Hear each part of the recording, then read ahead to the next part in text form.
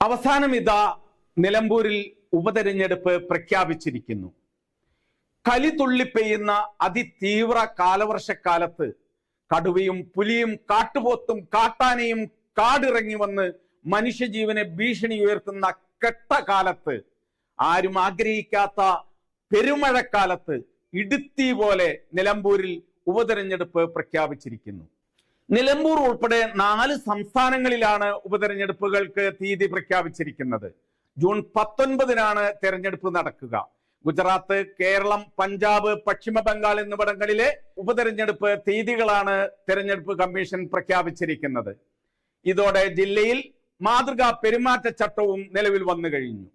June 23-ന് വോട്ടെണ്ണൽ നടക്കും. PV Anwar രാജിവെച്ചതിനെ തുടർന്നാണ് നിലമ്പൂർ നിയമസഭാ മണ്ഡലത്തിൽ ഉപതെരഞ്ഞെടുപ്പിന് സാഹചര്യമുണ്ടായത്. ഉപതെരഞ്ഞെടുപ്പ് വിജ്ഞാപനം തിങ്കളാഴ്ച പുറപ്പെടുവിക്കും. പത്രിക സമർപ്പിക്കാനുള്ള അവസാന തീയതി ജൂൺ 2-ആണ്. പിൻവലിക്കാനുള്ള അവസാന തീയതി ജൂൺ 5-മാണ്. 59 പുതിയ പോളിംഗ് ബൂത്തുകൾ ഉൾപ്പെടെ 263 പോളിംഗ് ബൂത്തുകളാണ് മണ്ഡലത്തിൽ സജ്ജമാക്കുന്നത്.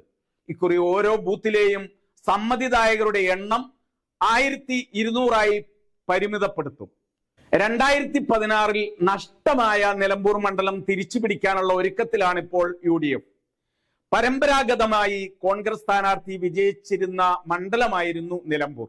രാഷ്ട്രീയ ചാണക്യനെന്നും നിലമ്പൂർ തേക്കെന്നുമെല്ലാമുള്ള അപരനാമങ്ങളിൽ അറിയപ്പെട്ടിരുന്ന കോൺഗ്രസ് നേതാവും മുൻ മന്ത്രിയുമായിരുന്ന ആര്യാടൻ മുഹമ്മദ് ആയിരുന്നു ദീർഘകാലം നിലമ്പൂരിന്റെ MLA. നിലമ്പൂരിൽ ആര്യാടൻ മാറി തന്റെ മകൻ ആര്യാടൻ ഷൗക്കത്തിനെ മത്സരിപ്പിച്ചതോടെയാണ് അൻവർ അന്ന് അട്ടിമറി വിജയം നേടിയത്. ഇത് തുടർന്നു വന്ന തെരഞ്ഞെടുപ്പുകളിലും CPIM-ന് നേട്ടമാവുകയായിരുന്നു. ഇക്കുറി CPIM ആരെയാണ് മത്സരിപ്പിക്കുക എന്നത് ഇതുവരെയും വ്യക്തമാക്കിയിട്ടില്ല. അസംബ്ലി തെരഞ്ഞെടുപ്പിന് 1 വർഷം മാത്രം ബാക്കി നിൽക്കെയാണ് UDF ഒഴികെയുള്ള എല്ലാ രാഷ്ട്രീയ പാർട്ടികളും നിലമ്പൂർ ഉപതെരഞ്ഞെടുപ്പിനെ ആവശ്യമില്ലാത്ത ഒരു ബാധ്യതയായി തന്നെയാണ് കാണുന്നത്. ഇടതുമുന്നണിയെ സംബന്ധിച്ച് പ്രത്യേകിച്ച് CPM-ന് PV അൻവർ UDF-ന് പിന്തുണ പ്രഖ്യാപിച്ചിരിക്കുന്ന സാഹചര്യത്തിൽ വളരെ നിർണായകമായ തെരഞ്ഞെടുപ്പാണ് നിലമ്പൂരിൽ നടക്കാൻ പോകുന്നത്. Aryadan Shoukath, DCC president VS Joy എന്നിവരെയാണ് കോൺഗ്രസ് നിലവിൽ പരിഗണിക്കുന്നത്. സ്ഥാനാർത്ഥിത്വം നിഷേധിച്ചാൽ ആര്യാടൻ ഷൗക്കത്തിനെ ഇടത് സ്വതന്ത്രനാക്കാമെന്ന് CPM കണക്ക് കൂട്ടിയിരുന്നെങ്കിലും കോൺഗ്രസ് എന്ത് തീരുമാനമെടുത്താലും അത് അംഗീകരിക്കുമെന്ന് ആര്യാടൻ ഷൗക്കത്തും ഒപ്പം VS ജോയിയും വ്യക്തമാക്കിയതോടെയാണ് ഇടതുമുന്നണി വേറെ സ്ഥാനാർത്ഥികളെ തിരഞ്ഞു തുടങ്ങിയത്.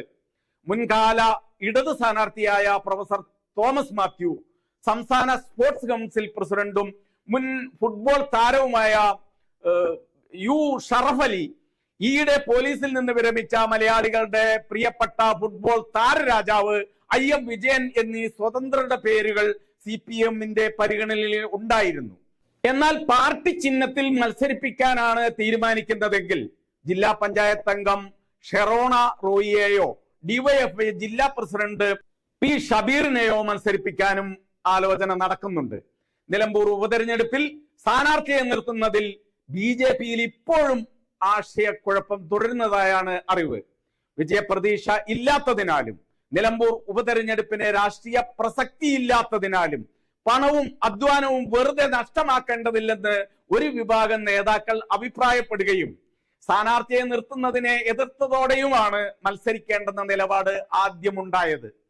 എന്നാൽ സ്ഥാനാർത്ഥിയെ നിർത്താത്തത് ഇടതുപക്ഷത്തിനെ സഹായിക്കാനെന്ന ആരോപണം ഉയർന്നേക്കാമെന്നതിനാലും രാജീവ് ചന്ദ്രശേഖർ പുതിയ സംസ്ഥാന അധ്യക്ഷനായി ചാർജ് എടുത്ത ആദ്യ തെരഞ്ഞെടുപ്പായതിനാലും BJP തീരുമാനം മാറ്റിയേക്കുമെന്നും സ്ഥാനാർത്ഥിയെ തെരഞ്ഞു തുടങ്ങിയിട്ടുണ്ടെന്നുമാണ് ഇപ്പോഴത്തെ വിവരം. എന്തായാലും കനത്ത മഴയും പ്രകൃതിക്ഷോഭത്തിനുമെല്ലാം സാധ്യതയുള്ള ജൂൺ മാസത്തിൽ മലയോര മേഖലയിൽ പോളിംഗ് ശതമാനം കുറഞ്ഞേക്കുമെന്നാണ് വിലയിരുത്തൽ.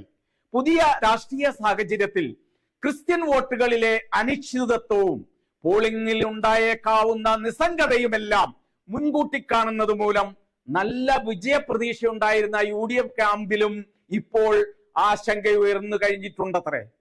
എന്തു വില കൊടുത്തും സീറ്റ് നിലനിർത്തണമെന്ന വാശിയിൽ LDF-ഉം ആവനാഴിയിലെ അമ്പുകൾ മുഴുവൻ എടുത്ത് പ്രയോഗിക്കാൻ അൻവർ പുറകിലും മുമ്പിലുമായി ഉള്ളതിനാൽ വിജയമല്ലാതെ മറ്റൊന്നും പ്രതീക്ഷിക്കാത്ത UDF-ഉം ചേർന്ന് മത്സരം കട്ടക്ക് ഇക്കുറി പോരാട്ടം തീപാറിയേക്കുമെന്നും അതുകൊണ്ട് തന്നെ തെരഞ്ഞെടുപ്പ് ഫലം പ്രവചനാതീതമായേക്കുമെന്നുമാണ് രാഷ്ട്രീയ കേന്ദ്രങ്ങളുടെ പൊതുവെയുള്ള വിലയിരുത്തൽ. കെ ന്യൂസിനു വേണ്ടി ക്യാമറാമാൻ ജാബിറിനൊപ്പം ഉമ്മച്ചൻ.